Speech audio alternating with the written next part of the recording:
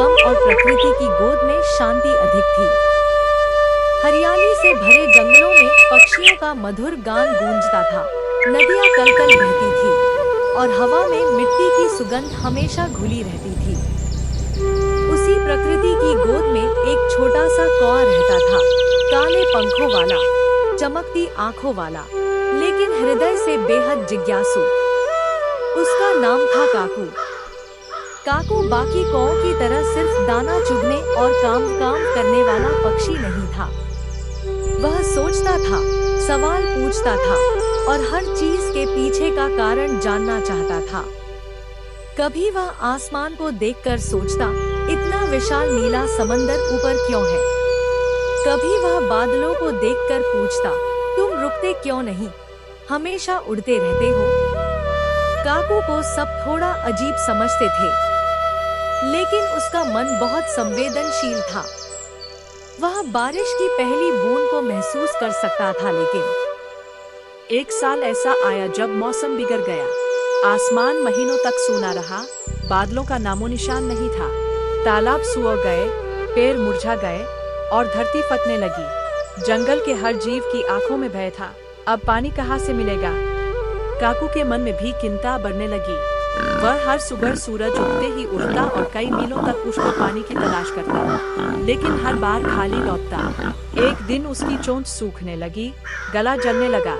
वह थककर एक पेड़ की डाल पर बैठ गया और बोला, हे प्रकृति माता, तुम तो सबको जीवन देती हो, आज इतनी कठोर क्यों हो गई हो? हवा चली, सूखे पत्ते गिरे और एक हल्की आवाज आई, हर कठिनाई एक संदेश है। काकू। काकू चौंका, पर उसे कोई न दिखा। वह सोचने लगा, शायद यह मेरे मन की आवाज थी। अगले दिन सुबह वह फिर उठ पड़ा। धूप तेज थी, लेकिन उसके भीतर उम्मीद अब भी जल रही थी। काकू को याद था कि जंगल के दूसरी तरफ एक पुराना गांव है, जहां कभी उसने बच्चों को खेलते देखा था। वह सोचने लगा, शायद वहाँ कोई बर्तन या घड़ा मिल जाए। कई मील उड़ने के बाद उसने एक पुराना घर देखा। वहाँ एक टूटा हुआ मटका पड़ा था। काकू का दिल धड़क उठा। वह नीचे उतरा और देखा कि मटके में थोड़ी सी पानी की बूंदें थीं, बहुत गहराई में। उसकी चोंच वहाँ तक नहीं पहुँच पा रही थी। वह सोच में पड़ गया, इतना पास पानी है, पर मैं उसे पी नहीं पा रहा। उसके मन में हताशा आने लगी, लेकिन तभी उसे याद आया कि उसकी दादी कहा करती थी, कभी हार मत मानना, बुद्धि और धैर्य हमेशा ताकत से बड़ी होती है। काकू ने चारों ओर देखा। पास ही कुछ छोटे छोटे कंकर पड़े थे। वह सोचने लगा, अगर मैं एक कंकर एक एक करके मटके में डालूं, तो शायद पानी ऊपर आ जाए। उसने एक कंकर उठाया और मटके में गिरा दिया। टक आवाज आई, फिर दूसरा, तीसरा, चौथा। धीरे धीरे पानी ऊपर आने लगा। काकू की आंखों में चमक लौट आई। हर कंकर के साथ उसकी उम्मीद बढ़ती गई। आखिरकार जब उसने अंतिम कंकर गिराया, पानी ऊपर आ गया, इतना कि उसकी चोंच पहुंच सके। उसने लंबी सांस ली और पहली घूंट में जैसे जीवन वापस लौट आया। लेकिन जैसे ही उसने पानी पिया, उसने कुछ अजीब महसूस किया। वह पानी सामान्य नहीं था। हर बूंद में एक हल्की सी चमक थी, मानो वे बूंदें जीवित हो। काकू ने ध्यान से देखा। हर बूंद में एक छोटी सी छवि झिलमिला रही थी, किसी पेड़ की, किसी नदी की, किसी बादल की। तभी एक बूंद उसके पंख पर आकर चमक उठी और बोली, धन्यवाद काकू, तुमने हमें आजाद किया। काकू घबरा गया।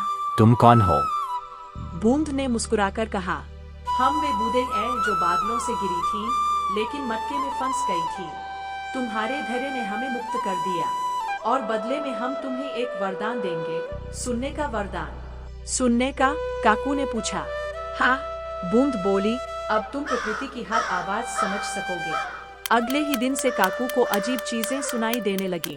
पेड़ों की सरसराहट में बातें थीं, हवा की लहरों में गीत थे और धरती की दरारों में दर्द छिपा था। एक पेड़ ने उससे कहा, काकू, हमारे जड़ें सूख रही है, नदियाँ लौट जाओ।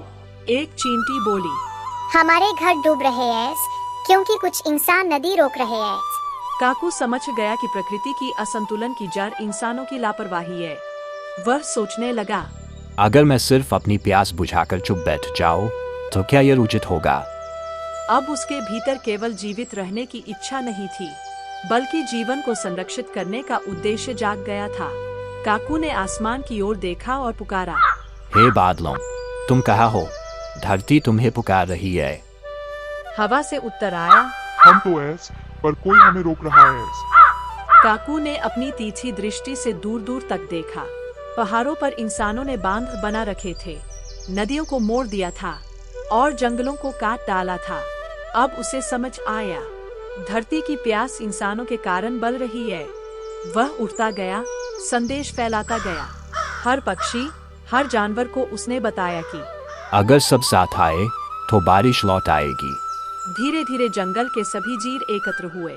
काकू ने कहा, हम इंसानों से लड़ नहीं सकते, लेकिन उन्हें याद दिला सकते हैं कि वे भी प्रकृति के बच्चे हैं। उन्होंने तय किया, हर सुबह पक्षी गावों के ऊपर उठकर गाएंगे। हर रात हवा पेड़ों की सरसराहट बयाएगी, ताकि इंसानों को प्रकृति की पुकार सुनाई दे। कुछ महीनों बाद इंसानों को एहसास हुआ कि कुछ गलत हो रहा है। उन्होंने पेड़ लगाना शुरू किया, नदियों की सफाई की और धीरे धीरे धरती ने फिर मुस्कुराना शुरू किया।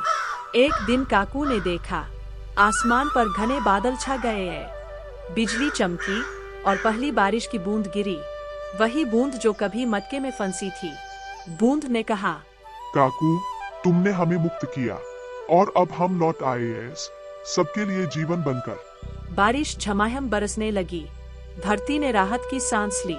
पेड़ झूमने लगे, पक्षी नाचने लगे और काकू ने आसमान की ओर देखकर कहा, धैर्य और बुद्धि से असंभव भी संभव होता है। सालों बीत गए। काकू बुआ हो गया, लेकिन उसका नाम काकू जलरक्षक कौआ के रूप उसका नाम पड़ गया।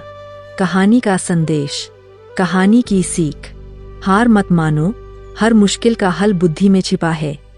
छोटी छोटी कोशिशें बड़े बदलाव ला सकती है।